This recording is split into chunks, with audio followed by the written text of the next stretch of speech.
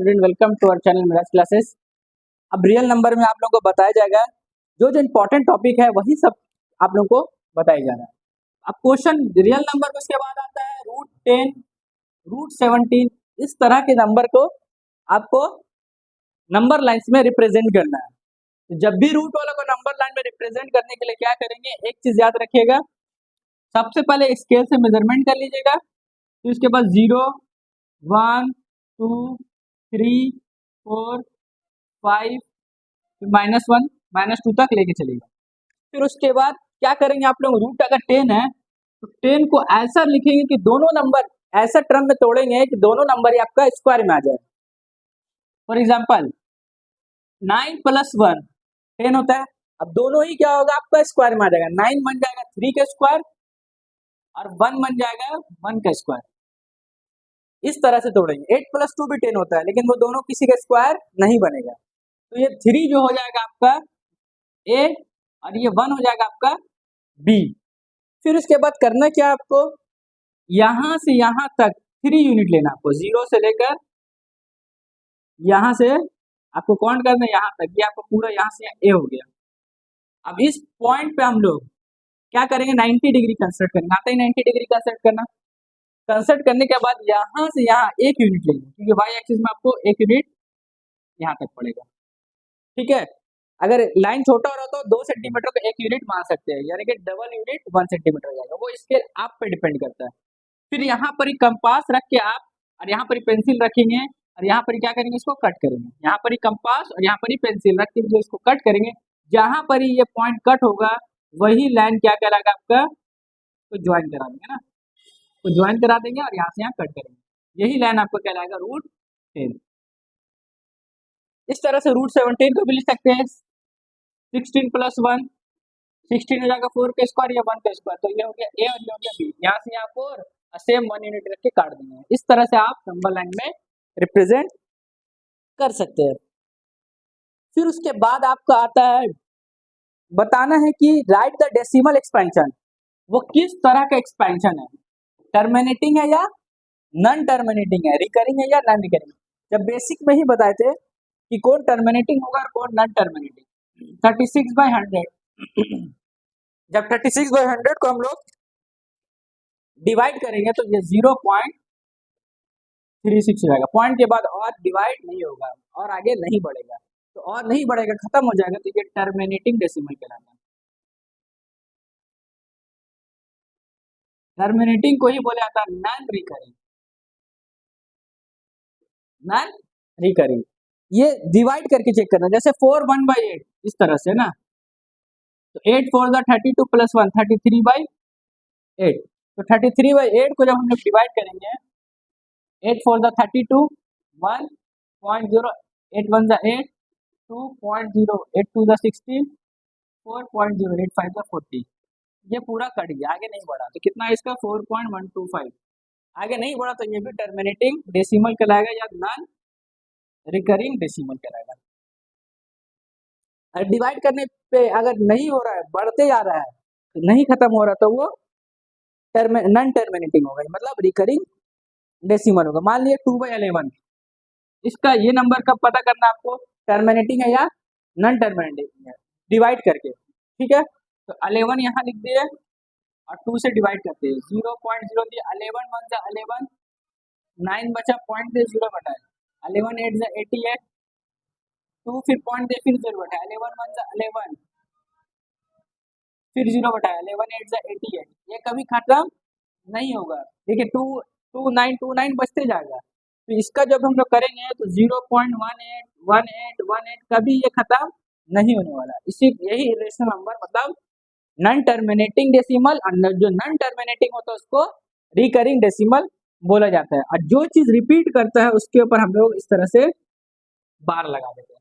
18 repeat करा तो 18 के ऊपर बार, सिर्फ 8 रिपीट करता तो 8 के ऊपर बार। तो ये था डेसिमल एक्सपेंशन पता करना है डिवाइड करके। एक आता है कि डेसिमल एक्सपेंशन करना है बिना डिवाइड किए हुए। बिना डिवाइड किए हुए आपको बताना है without actually division find the decimal expansion of the following question. तो बिना डिवाइड के पता करने के लिए हम लोग को डिनोमिनेटर का फैक्टर निकालना पड़ेगा। क्या करना पड़ेगा? डिनोमिनेटर का फैक्टर। तो डिनोमिनेटर का फैक्टर में या तो 2 का पावर m और 5 का पावर n है, या सिर्फ 2 का पावर n है, या सिर्फ 5 का पावर m है। ये 3 रहेगा तो ही टर्मिनेटिंग डेसिमल होगा। ये 3 के अलावा अगर दोनों आया या कोई अलग भी फैक्टर आ गया, 3 आ गया, 7 आ गया तो नहीं होगा। 2 के अलावा कोई अलग आ गया, सिर्फ 2 रहेगा या सिर्फ 5 रहेगा या दोनों रहेगा तो होगा। इसके अलावा कोई अदर आ गया तो डिनोमिनेटर में नहीं होगा। फॉर एग्जाम्पल बोल रहा है 13/3125, चेक करने बोल रहा है ये टर्मिनेटिंग डेसिमल है या नहीं है बिना डिवाइड किए हुए। अभी हम लोग डिवाइड कर रहे थे, अब इसको बिना डिवाइड किए बनाएंगे। तो 3125 का फैक्टर निकालेंगे। 5 6 30, 5 2 10, 5 4 25। तो ये आ गया 13 और ये 625 पता ही है 5 का पावर 4 होता है, और एक 5 यहाँ आ गया तो ये 5 का पावर 5 हो गया। ये किससे मिल गया? इससे। 5 का पावर m करेगा 5 हो गया।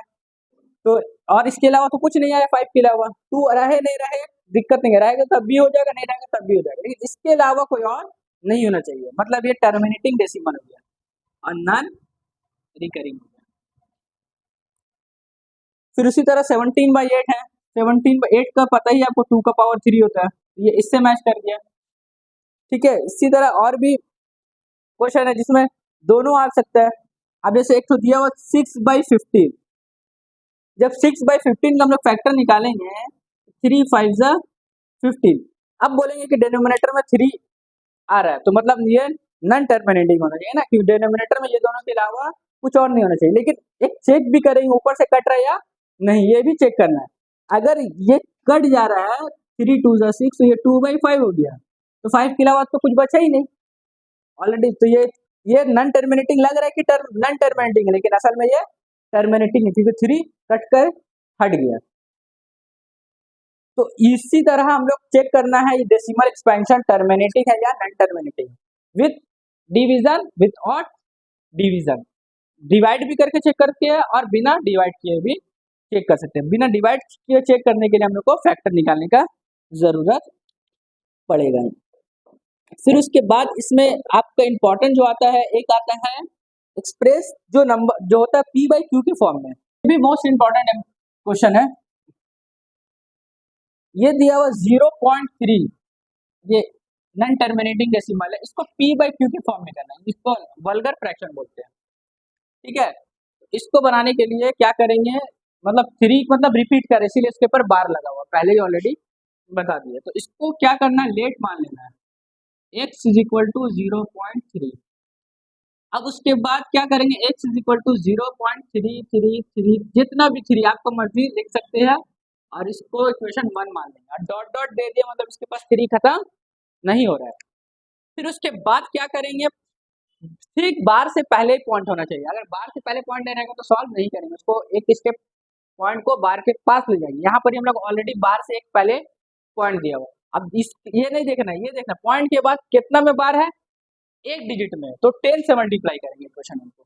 पॉइंट के बाद 2 डिजिट बार होता तो 100 से करेंगे, 3 रहेगा तो 1000 से करेंगे। तो एक है तो यहाँ लिखेंगे multiplying equation 1/10, multiplying 10, multiplying equation 1/10। Equation 1 को हम लोग 10 से मल्टीप्लाई करें तो ये हो जाएगा 10x LHS में। इसको जब मल्टीप्लाई करेंगे तो 0.3333 डॉट डॉट। जब भी 10 को मल्टीप्लाई करेंगे तो एक पॉइंट आगे चल जाएगा, मतलब पॉइंट यहाँ पर ही आ जाएगा 3.333। 100 रहेगा तो 2, 1000 रहेगा तो 3 आगे जाएगा। ये हो जाएगा इक्वेशन 2। अब यहाँ पर ही समझिएगा, यहाँ पर भी बोलेंगे कि 4, जितना भी 3 ले सकते हैं आपको मर्जी, 4 5 6 7, आप जितना कम पॉइंट होता लेंगे, लेकिन याद रखेंगे जितना पॉइंट के बाद डिजिट 3 में यहाँ रहेगा उतना यहाँ भी रहेगा। हालांकि एक घट जाना चाहिए था, 3.33 रहता, लेकिन हम लोग एक 3 और निकाल लिए, जितना मर्जी आपको निकाल सकते हैं। ये दोनों का पॉइंट के बाद डिजिट सेम रखेंगे, उससे होगा क्या, सब्ट्रैक्ट करने में आसानी होगा। फिर क्या करेंगे, सब्ट्रैक्ट इक्वेशन 2 इन इक्वेशन 1, 2 और 1 को सब्ट्रैक्ट कर देना, LHS को LHS के साथ, RHS को RHS के साथ। तो ये हो जाएगा 10x minus x 3.3333 minus 0.3333, 10 - 1 9x हो जाएगा। पॉइंट के बाद सब डिजिट सेम है तो पूरा 0 0 0 0 -3 -0 3 हो जाएगा। अगर आप लोगों को नहीं आता है तो यहाँ पर ही 3.3333 0.33 इस तरह से माइनस कर सकते हैं।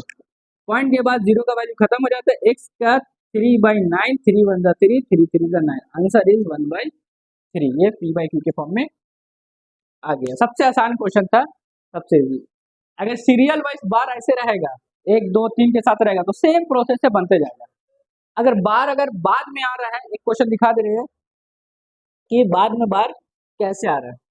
1 2 3 रहेगा तो सेम बनेगा, 1 2 2 में बार रहेगा तो 100 से मल्टीप्लाई, 3 में बार रहेगा तो 1000 से मल्टीप्लाई। 0.134 सिर्फ 3 4 में बार है, 34 में बार है, 1 में बार नहीं है। इसको भी कौन सा फॉर्म में करना है, p/q के। ये थोड़ा सा अलग क्वेश्चन है तो इसको भी वैसे ही मानेंगे। Let x is equal to 0.134। अब फर्स्ट काम सबसे पहले है पॉइंट को बार के नियरेस्ट ले जाना। अभी बार से एक दूरी है ना, उसमें तो 0.3 था तो नियरेस्ट है, इसको यहाँ ले जाएंगे। तो यहाँ ले जाने के लिए कितना से मल्टीप्लाई करेंगे, एक आगे ले जाना है तो 10 से, 2 रह जाने का रहता तो 100 से करते। तो मल्टीप्लाइंग इसको 1 उन्हें मानेंगे, मल्टीप्लाई अबव इक्वेशन बाय 10। तो इधर भी मल्टीप्लाई करेंगे और इधर भी, तो ये हो जाएगा 10x और इसको 10 से करेंगे तो ये जाएगा 1.34। अब देखिए ठीक पॉइंट के पहले बार हम लोग का आ चुका है। अब सेम प्रोसेस जैसे चलता था वैसे ही लेके जाएंगे। 10x is equal to 1.343434 dot dot जितना मर्जी, 34 रिपीट कर रहा है उसको जितना बार भी लिख सकते हैं, डॉट का मतलब यही है। इसको इक्वेशन 1 मान लेंगे। अब इक्वेशन 1 को कितना से मल्टीप्लाई करेंगे, पॉइंट के बाद इसमें नहीं इसमें देखना कितना में बार है, 2 डिजिट में, तो मतलब 100 से मल्टीप्लाई होगा। Multiply equation 1 by 100। जब 100 से करेंगे इक्वेशन 1 को तो ये 10 इंटू 100 कितना हो जाएगा, 100 इंटू 10x और 100 इंटू 1.343434 डॉट डॉट, ये हो गया 100 इंटू 10 1000x, तो पॉइंट 2 आगे चल जाएगा, मतलब 34.343434। हालांकि 2 बचना चाहिए था, एक और हम लोग निकाल लिए दोनों का डेसिमल को सेम करने के लिए। ये हो गया 2। फिर क्या करेंगे, सब्ट्रैक्ट इक्वेशन 2 इन इक्वेशन 1। तो इसको करेंगे 1000x माइनस 10x 134.3434 माइनस 1.343434। तो ये हो गया, तो आपका 0990x। अब इसको करेंगे तो 133, 134 को 1 से माइनस करेंगे तो 133.00000, पॉइंट के बाद 0 खत्म। फाइनल जो आपका आंसर आएगा x इज इक्वल टू 133/99। इस प्रोसेस से बनाएंगे, पूरा मार्क्स मिलेगा आपको, 3 मार्क्स का जो क्वेश्चन आएगा अच्छा से मिलेगा। इसी टाइप पर क्वेश्चन आप लोग प्रैक्टिस कीजिएगा, आपका हो जाएगा। ये था बेसिक। अब जो मेन जो रूट वाला स्टार्ट होगा, मेन कंसेप्ट आप लोग का अगला एक्सरसाइज में स्टार्ट होगा, जो बहुत इंपॉर्टेंट है। पूरा रूट 9 10 11 12 तक का ये काम आएगा। पूरा रूट का बेसिक कंसेप्ट है, रूट वाला कब ऐड होगा, कब सब्ट्रैक्ट होगा, कब मल्टीप्लाई होगा, रूट लाइक टर्म रहेगा या अनलाइक टर्म रहेगा, रूट को, उसके बाद सर्ट्स क्या, सर्ट्स के रूट को सर्ट्स भी बोला जाता है। पूरा मतलब इसमें आपका concept rationalise the denominator, rationalise का कंसेप्ट पूरा आप लोग को क्लियर बता देगा।